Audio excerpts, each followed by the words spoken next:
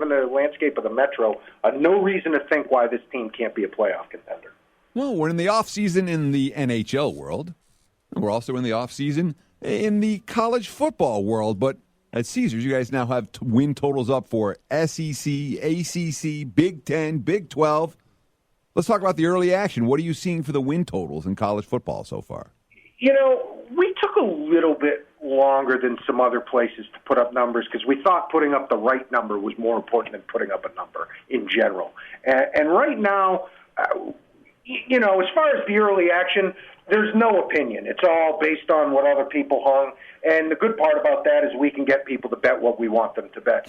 And our biggest stand right now, we're taking a big stand against Penn State. Really down on this team. They had a new offensive coordinator last year who inherited Trace McSorley and Sanders, the running back. And frankly, they couldn't get it done, and now those players are gone. Not sure what they're going to do in terms of offense. We opened at 8.5 under a quarter to intentionally take a few over bets. We're now 8.5 over 15. Another one, Michigan. We hung 10.5 under 80 on Michigan, and we talked and battled a long time. Do we want to hang 10 or do we want to hang 10.5? We got a ton of bluster on Twitter saying it was free money. It's crazy to open 10.5. Well, what do you know? We haven't taken an under bet yet, even though it's such a bad number. But the more we looked at it, it's hard to hang 10 on them because it's hard to find 3 losses on their schedule.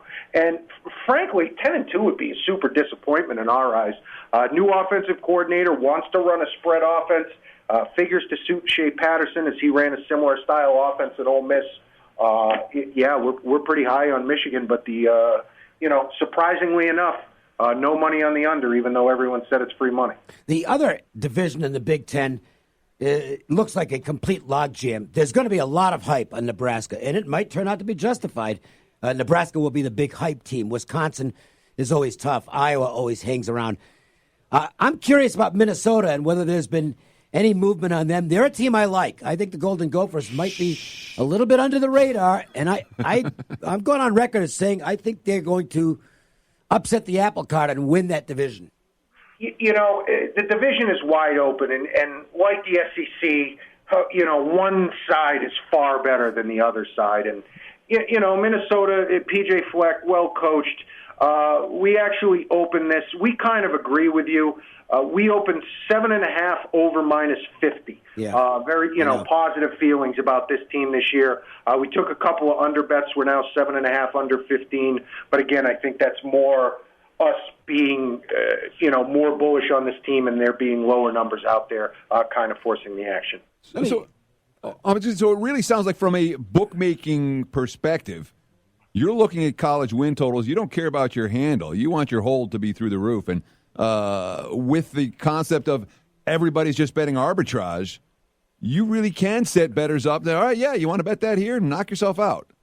Yeah, and that's kind of what we did. We trust the numbers we came up with, and, we kind of figured on a number, and then we looked around just so we didn't give away a win and a half. We, you don't need to give away a win and a half.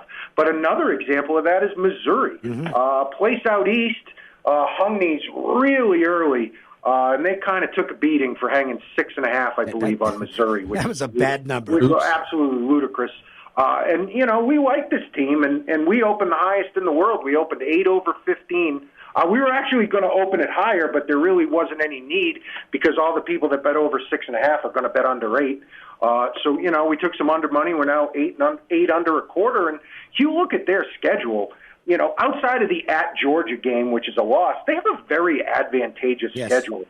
They return all of their key wide receiver and running backs from last year. No reason to think this team can't win 9 games. No, and I think there's a common opinion among a lot of college football bettors and analysts that, Drew Lock was a good quarterback, but not irreplaceable. No, he's overrated. He's probably not worth a second-round draft pick in the NFL and or wherever he went. He went in the second round, right? Yeah, Tim Couches of the world. Yeah, and so if the reaction is, well, they lost their quarterback who threw for all these yards, they got to drop off. I think basically everybody who follows college football seriously feels they won't have much of a drop off at all. Yeah, we totally agree. We're high on this team too. And again, if they can just get any quarterback play, all the skill players around them return, and again, you got, they play a lot of soft teams, so no reason to think they're not going to be 8, 9, 10-win football team. And of course, when you think of the GM who traded up to get him in the second round, Elway, and his track record with QBs, yeah, I know. You're not so worried about Missouri being unable to replace their quarterback in 2019. Let's talk Georgia Tech, because this was one of the ones that, to me, as we switch to the ACC, this is a really tough number to make, because they're going to run a completely different offense now. They don't really have the personnel in place to run that offense, so they can't be as good as they've been. But knowing all that going in, and knowing you have to really move the number from where they've been over the past few years, that's a tough one to set. It was, and we were actually kind of happy that no one else put this number up, because we didn't want to have any influence on what we hung. And this one was brutal because, you take a team that's run the option forever and you bring in a guy that wants to, basically run an air raid offense, and their leading quarterback pass attempts coming back from last year is 16. They're going to throw 40, 50 times a game now. So, what do you expect? And the number we came up with was 4 under minus $1.60. Looking at their schedule, we thought it was kind of tough to hang 3.5. They have home games against South Florida and the Citadel early in the year, which are both, winnable games. And given, I guess, the mediocrity of the ACC, they can stumble into 2 more wins. So we just kind of thought hanging 3.5 was out. And given we haven't taken a bet either way, the number has to at least be close. I mean, are you expecting that as we go through July that you're going to see the action pick up? Or does it really wait until the camps open in August before you start seeing some of these bets, some of the money really start to come in on these win totals? Yeah, I mean, early, like you said earlier, Teddy, it's all arbitrage action, all people playing middles. And then once, the numbers kind of settle into a home, and then, it takes until August, and then you get some more bets that come in. But, I guess it's fair to say July would be somewhat of a dead zone in action in terms of college football season wins. Not dead if you've got the app, that's for sure, because you can study all these over and under win props all day long. Download the app. It's very easy. You can do that free. You don't even have to have an account at Caesars Entertainment, although we hope you will, to download the app and check through these numbers. And that's the way to get yourself prepared for 2019 college football. Let's prepare ourselves for 2019's another new tournament in the PGA. It's the 3M Open going this week, and it looks like this field is even weaker than last week's field. Total crapshoot again. TPC Twin Cities, first time being used on the PGA Tour. It's actually been played on the Champions Tour since 2001. 8 of the last 10 years, it's been one of the 3 easiest courses on the Champions Tour. Kenny Perry and Paul Goydes have each shot a 60 here. David Frost shot 25 under in a 3-round event in 2010, which is the lowest winning score in the history of the Champions Tour. So, needless to say, this course is going to be easy. They've done a lot to it. They've added 400 yards to it. They turned a short par 5 into a long, brutal par 4. It's closer to 7,400 yards from 7,000. They've moved 9 tee boxes. They've taken away parts of greens. I guess they doubled the size of the lake on 18, which should be a really entertaining finishing hole. Dog leg right around a lake, par 5 should be excellent. But again, it's just going to be easy. An easy course is an easy course. You can tinker with it all you want, but, these guys are the best in the world. Looked at the forecast, absolutely no wind in the forecast whatsoever on Friday, Saturday, and Sunday. I would expect you would have to go into the 20s to win this event. You're going to need to make a ton of birdies. When this happens, whoever putts the best generally wins. We talked about it last week. The winner figures to be one of the top 2 guys or somebody, way out of left field. And sure enough, Nate Lashley, who didn't even get into the field until Wednesday afternoon, took down the Rocket Mortgage. So, I'm looking at proximity to the hole and putting birdie or better is the key stats. I want guys who can put it close and make birdie putts. It's a tough handicap because once you get outside the top few guys, again, a crapshoot. Did some digging. I think I'm going to take a flyer on Taylor Gooch. Finished 4th at Palm Springs earlier this year. In that event, is a birdie fest like this one. Last week in an easy event, didn't put 4 rounds together, but did shoot 65 and 67 and finished 17th. He's looked the part sporadically this year. He's had some top 25s mixed in with some miscuts. 75 or 100 to 1.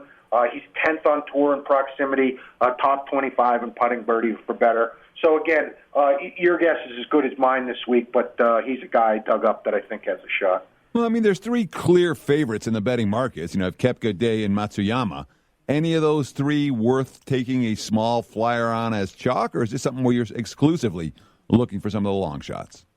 No, I think this is a tournament where you pick a guy and go with him. I don't think this is a tournament you really spread in because, honestly, the guy that's 137th on the list isn't all that much more of a dog than the guy that's, say, 47th on the list. I would always look to fade Koepka in these non-majors. We see it week in and week out. The guy grinds and grinds and grinds and is incredible, and the focus in majors is unrivaled. But he shows up to these events to just kind of get reps in. He doesn't seem like he's really grinding all that hard. Happy to fade Koepka at 7 or 8 to 1. Of the 3 at the top of the list, I'd probably go with Matsuyama. He's putting pretty well. He's in, pretty good form. He would be the one I would look to at the top of the market. You don't have to go too much further down, roughly 30, 35 to 1 everywhere. Keegan Bradley, generally a guy who can't putt, which is somebody who, I would look to avoid an event like this, but he finished second for the week last week, at the Travelers, his last start in strokes gained putting. So maybe he figured something out because he's as good of a tee to green player as there is. Maybe he's finding some form and could be interesting, in the 30 to 1 range.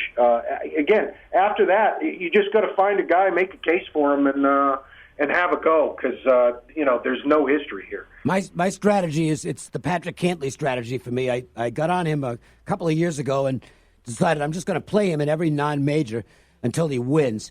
And he won here in Las Vegas, and I've since picked up another winner on Cantley along the way. And I've identified 2 golfers that I think are ready to win, and I'm probably just going to play them in every non-major now, as long as their prices are reasonable. Joaquin Niemann, who came close last week, and the rookie Victor Hovland, who's only got a couple of tournaments under his belt, but boy, is this guy good. Yeah, they both are. Neiman, 2 straight top 5s, really showed like he could play coming out of the Masters last year when he turned pro, fell out of form, quickly regaining that form. He's as good of an iron player as there is. He's going to win the week that he can make putts. Yep. And if he can put it together and he can hit the ball close enough this week, there's no reason why he can't win. Victor Hovland really looks the part. Doesn't look at all overwhelmed by the moment. Kept it together for the large part of 72 holes at Pebble in the U.S. Open. 2 top 15s his last 3 starts.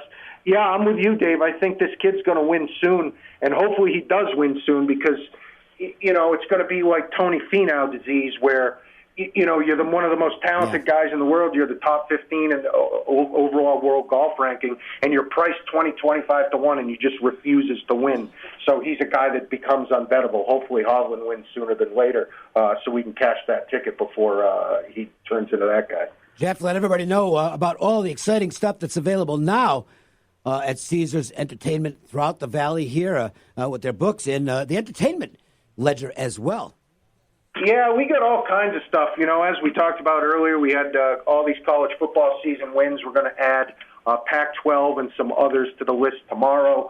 We got a whole bunch of NFL player season props up. Going to finish those up probably the weekend. We'll have some more of those up. The wagering menu continues to expand here at Caesars Entertainment. As far as the entertainment goes, Dave, we talk about it every week. The list goes on and on. If it's somebody relevant and, has a long storied history of being an excellent performer, they're playing at either Caesars or playing at Hollywood. Sting, Madonna, Shania Twain just announced a residency. The list goes on and on. Be sure to go online. Check out the Caesars show schedule. There's something for everyone. And if you want to follow the Twitter account, somebody who puts up the numbers, real numbers as opposed to, I don't know, whoever this writer was from L.A. Who insisted that Caesars had a number up on something that they couldn't put up in the state of Nevada, and Jeff corrected him, and he still couldn't figure it out. But follow Jeff Davis on Twitter at